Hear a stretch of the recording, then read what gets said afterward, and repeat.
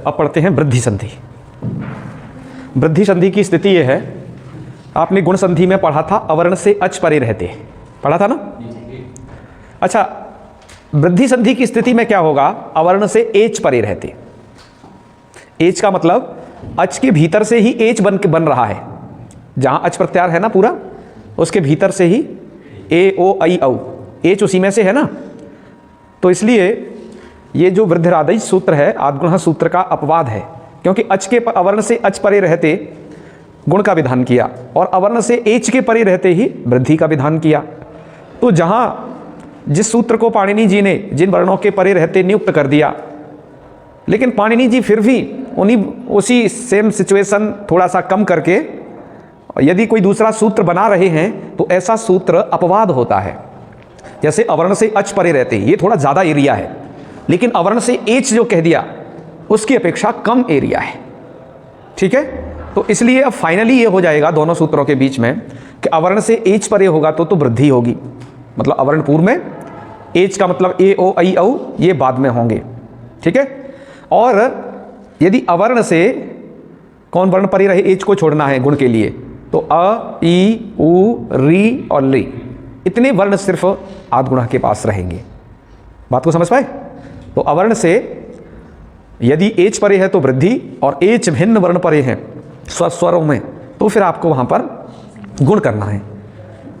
तो आइए अब ये सूत्र का अर्थ है। पहले तो संज्ञा बताया, जैसे गुण, पहले आपने गुण संज्ञा पढ़ी थी आद्गुण में। आद्गुण ये गुण विधायक शास्त्र है, तो अधिक गुण से आपने गुण संज्ञा को पढ़ा कि गुण किसे कहते हैं।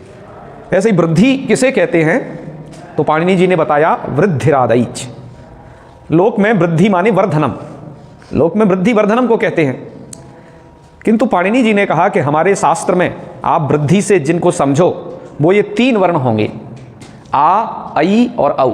आदैच वृद्धि संज्ञा स्यात्। आदैच का मतलब है आत प्लस एत च, आत एत च। आत मतलब दीर्घ आवरण, और एत का मतलब है ना ऐच, ऐच है वो, ऐ और औ। तो तीन वर्ण वृद्धि संज्ञक हैं, आ ऐ और औ। तो इसको अच्छे से करना, आत और ऐच। ठीक है, तो तीन वर्ण आपके वृद्धि संज्ञक हो गए, आ ऐ औ। जब भी पाणिनि जी जहां किसी भी विधि सूत्र में ये कहें कि वृद्धि करो, तो आपको वहां पर आ ऐ औ में से ही करना होगा वृद्धि। और वो डिसाइड कैसे करेंगे? उच्चारण स्थान मिला करके, जैसे आपने आद्गुण में किया है। वृद्धिरेचि ये सूत्र वृद्धि करता है ना।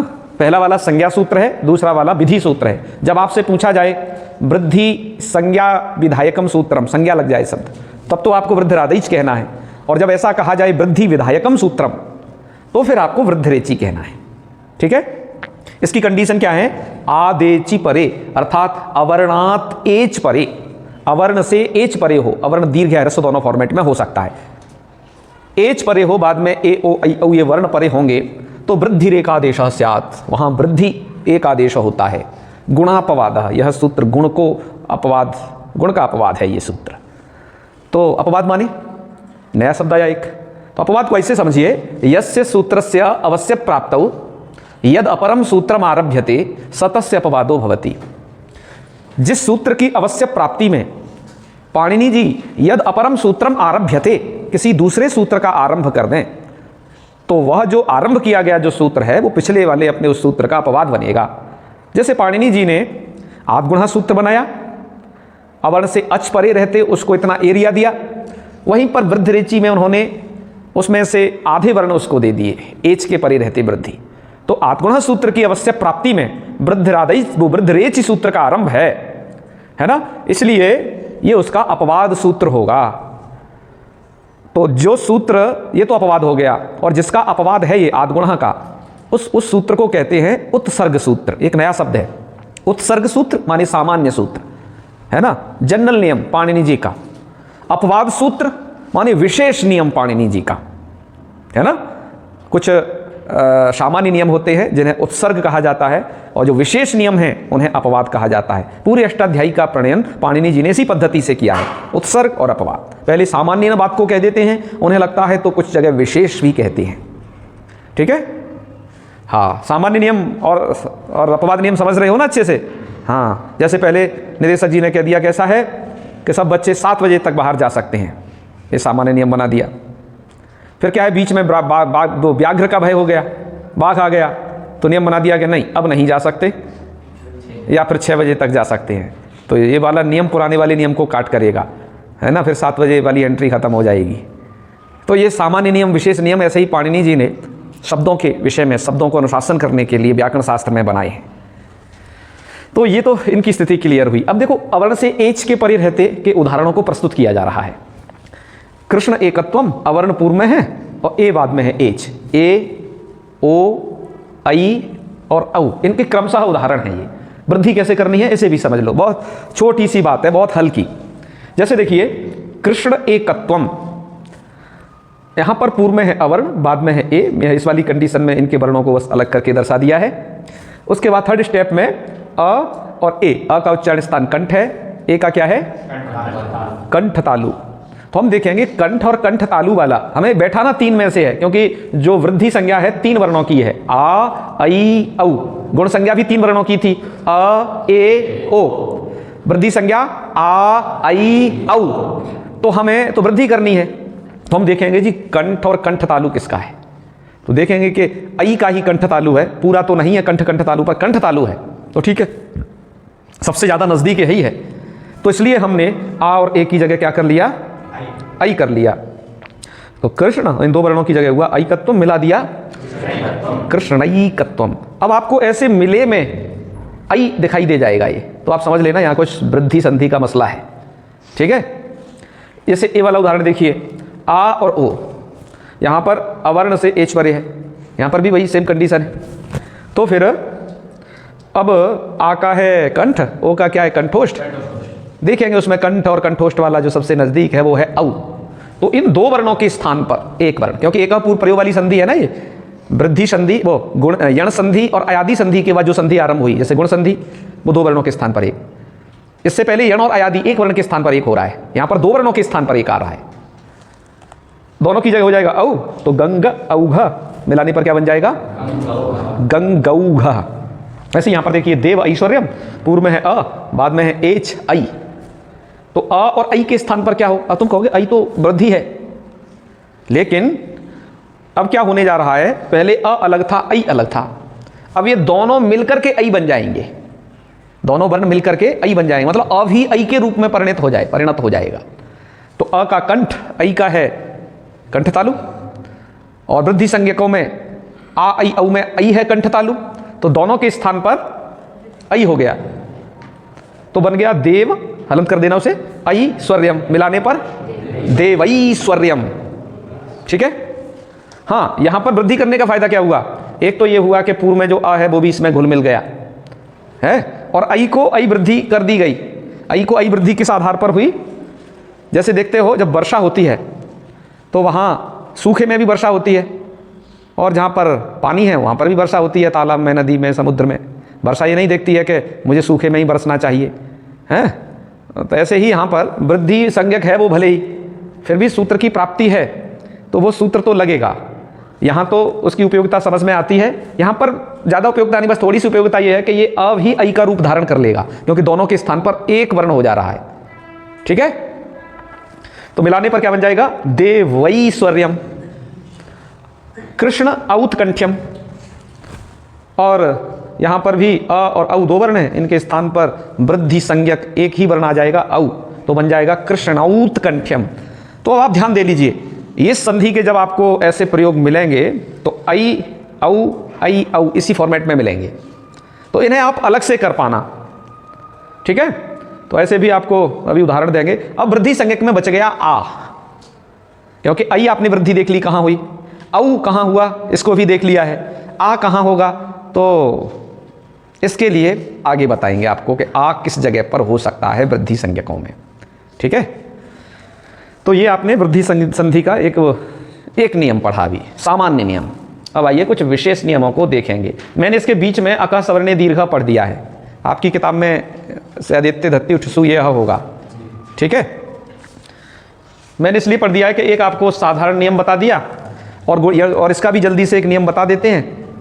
तो इसको दीर्घ संधि को पढ़ लो, ये संधि तो बहुत ज़्यादा होती है और आपको ये पहले से आती भी होगी, इसके भी क्या नियम हैं ये जान लीजिए। ये है सवर्ण दीर्घ संधि। क्या कौन सी संधि है? आपने सवर्ण संज्ञा तो पढ़ी है।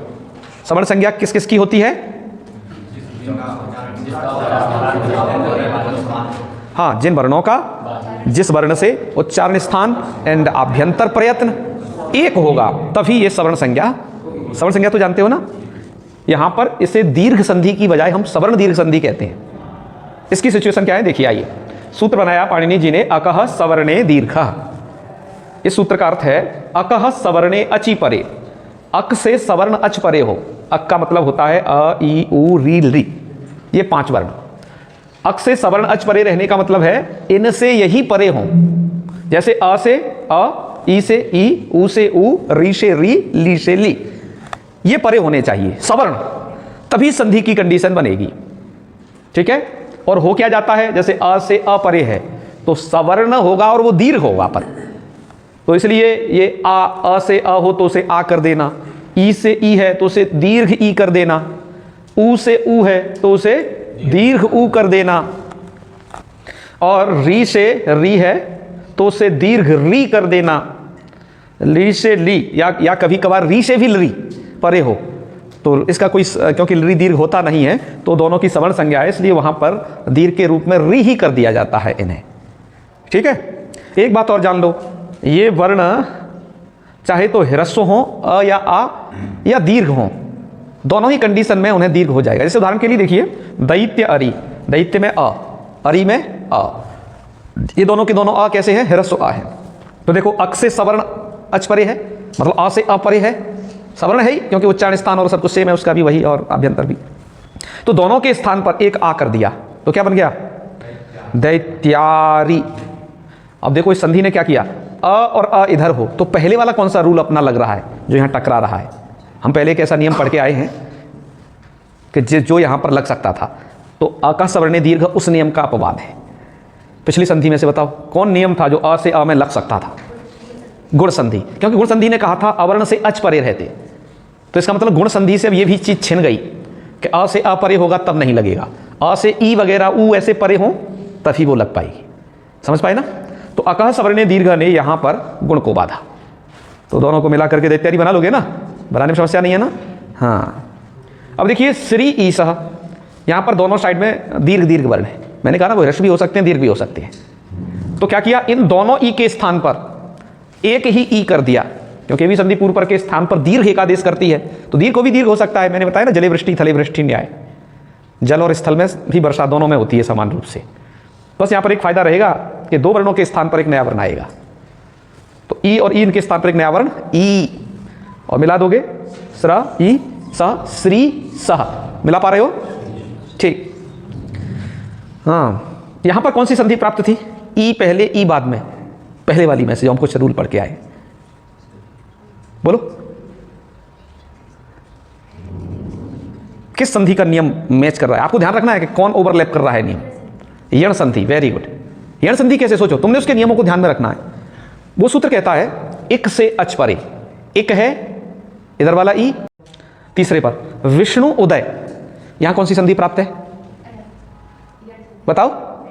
यण संधि प्राप्त है यहां पर भी। क्यों? यण संधि का रूल बताओ भाई। ई उ रिल री ये वर्ण पूर्व में होंगे, बाद में कोई सा भी स्वर परे होगा, तो हर संधि का नियम याद रखना कि तभी तुम अच्छे से पारंगत हो पाओगे। संधि ऐसी चीजें थोड़ा बहुत संस्कृत पढ़ते हो वहीं पर आ जाती है, 2-4 सेंटेंस हर जगह लगभग रहती है।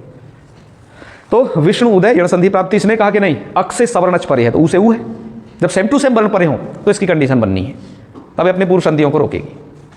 तो ऊ इन दोनों के स्थान पर एक दीर्घ ऊ, विष्णु उदय मिलाने पर विष्णुदय। समझ गए?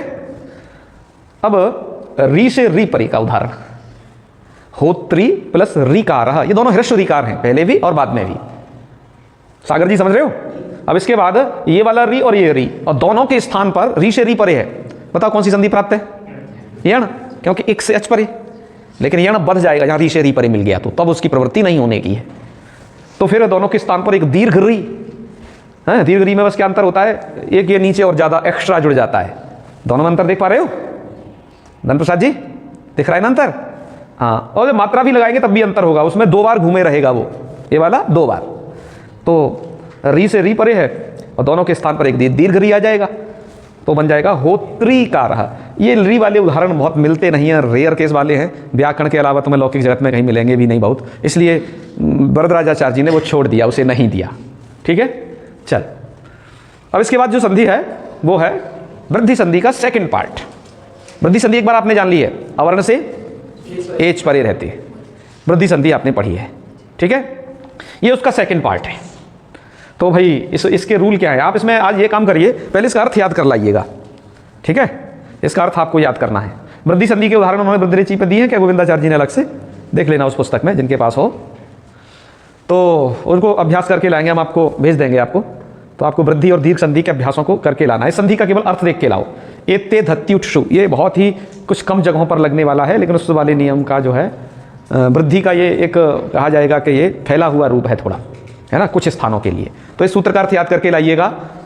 इसका सूत्र का अर्थ ये लिखा है मूल में, अवर्णात एजाद्यो हो एति एतद एधत्यो हो, उसको संधि करके लिख दिया है एत्येधत्यो रूठि च परे वृद्धिरेकादेशः स्यात्। ये सूत्र का अर्थ है। सरल अर्थ से देखा जाए तो थोड़ा ऐसे समझिए इसे, अवर्णात एजादौ इण धातु परे, अवर्ण से एजादी इण धातु परे हो। इतना बोल करके सांस लीजिए, है थोड़ा रुकना है। फिर अब दूसरे में कि अवर्णात एजादौ एध धातु परे, अथवा अवर्ण से एजादी एध धातु परे हो। दो अलग अलग कंडीशन, अवर्ण से एजादी इण धातु हो या अवर्ण से एजादी एध धातु हो। अथवा तीसरा इसका परिशिष्ट, जैसे तीनों मिलकर के अर्थ होता है, अवर्णात ऊठि च परे, अवर्ण से ऊठ परे हो, तो क्या होता है, पूर्व और पर के स्थान पर वृद्धि एकादेश हो जाता है। ठीक है, उदाहरण देखिए, एति है ना, ये एति अवर्ण से एजादी इण धातु है, ये इण धातु का रूप है। अभी आपने धातु रूप पढ़े नहीं है तो श्रद्धा भक्ति से मान लो कि ये इण धातु का रूप है। एजादी तो आप समझ जाओगे, एच प्रत्याहार का वर्ण आदि में होगा, उसे क्या बोलेंगे, एजादी का मतलब होगा जिनके आदि में ए ओ आई औ होगा, वही ना एजादी कहलाएगा। तो देखो, अवर्ण से एजादी इण धातु है, ये क्या है, ये इण धातु। तो यहां पर पूर्व और पर के स्थान पर वृद्धि हो जाएगी, तो अ और ए इन दोनों के स्थान पर वृद्धि क्या होगी, आई। सीख रहे हो ना करना, तो बन जाएगा क्या, उपैति। अब भाई आप लोगों के मन में शंका रही है कि नहीं, उपएति में वृद्धिरेची लग सकता था या नहीं, बोलो बोलो। वृद्धिरेची, अभी जो वृद्धि का एक नियम पढ़ा आपने, वो लग सकता है कि नहीं, अरे दौड़ाओ दौड़ाओ, है वृद्धिरेची लग सकता है कि नहीं। तो भाई पाणिनि जी ऐसा क्यों कर रहे हैं, पाणिनि जी तो बहुत परम बुद्धिमान व्यक्ति हैं, एक ही इसका तो कार्य वृद्धिरेची से ही सिद्ध हो जाना है, तो एक नया सूत्र क्यों बना रहे हैं। ऐसा तो पाणिनि जी कभी नहीं करते, वो तो लाघव प्रिय है ना। तो आप इसका उत्तर जानते हैं, ऐसा पाणिनि जी को क्यों करना पड़ा, जबकि यहाँ तो वृद्धिरेची वृद्धि कर देता। वृद्धिरेची का नियम अभी बताया है ना, अवर्ण से एच परे है ना, क्यों वृद्धि कर देता कि नहीं। तो सोचिएगा। चल अब दूसरा उदाहरण, ये वाला जो एधते रूप है अवर्ण से एजादी एध धातु का है, मतलब एध धातु कैसा होना चाहिए, एजादी। तो एधते, ये तो रूप है, एधते एधते एधंते बनते हैं, एजादी एध धातु है, तो दोनों के स्थान पर क्या कर दिया, पूर्व और पर दोनों वर्णों के स्थान पर वृद्धि, उपैधते। अब मुझे यहाँ पर भी बताइएगा कि यहाँ वृद्धिरेची लग ही सकता था, तो एते क्यों बनाना। हाँ, यहाँ के लिए मुझे समझ में आता है, पृष्ठ ऊह यहाँ के लिए बनाना है। कैसे कि पृष्ठ ऊह अवर्ण से एच परे नहीं था, तो पिछला सूत्र लग ही नहीं सकता था, वृद्धिरेची लग नहीं सकता था। यहाँ तो गुण संधि है ना, अभी बता रहे हो आप लोग, अवर्ण से एच परे है, गुण संधि की कंडीशन है भाई ये तो। कुबेर जी बात समझ में आ रही है कि नहीं, हाँ समझे रहो, और जहाँ कोई दिक्कत हुआ करे पूछा करो बीच बीच में, ठीक है। हाँ, ये कक्षा आप लोगों के लिए चल रही है स्पेशल, तो आपका परम अधिकार है नहीं जानने पर तत्काल पूछना, फिर हम आपको आपके तरीके से बताएंगे उसे। और यहाँ पूछने की हिम्मत न जुटा पाओ तो कभी भी पूछ लेना, ठीक है, पर आपको सीख के रहना है, ये सीखने की क्लास है। इसलिए अवर्णात ऊठी परे, अवर्ण से तो पृष्ठ के ठा में जो आ है वो अवर्ण है, उससे ऊठ परे है। ऊठ क्या होता है ये जब हम हलंत पुल्लिंग पढ़ेंगे वहां जान लेंगे, अभी तो आप श्रद्धा भक्ति से मान लीजिए कि ऊह का जो ऊ है वो ऊठ प्रत्यय का ऊ है, ठीक है, इतनी बात जान लो। तो ये ऊठ का ऊ परे है, हर प्रकार के ऊ में नहीं लगेगा, ये ऊठ का ऊ परे होना चाहिए बस, ऊठ प्रत्यय वाला, तो ठीक है। तो ऊठ का ये दोनों के स्थान पर वृद्धि कर दी औ, तो बन गया क्या, पृष्ठ ऊह, ये बन गया। इसको समझ गए। तो चला इतना ही बता के छोड़ते हैं, कुछ तो मैंने बातें कही हैं उनके उत्तर लाना कौन ला सकता है। इस सूत्र के अर्थ को अच्छे से याद कर लेना, क्योंकि अभी इसमें काफ़ी सारे वार्तिक भी आने बच्चे हैं, अक्षादु हिन्यामुपसंख्यानम ये वार्तिक है, प्रादु होढ्योढे सहिशेषु ये वार्तिक है, ऋते च तृतीया समास ये वार्तिक है, और अंतिम वार्तिक है प्रवत्सतर कंबल वस्त्राण तथा नाम नृणे। इस पाठ को मैं आपको कल पढ़ाऊंगा। ठीक है, तो है, कल मिलते हैं। हर हर महादेव।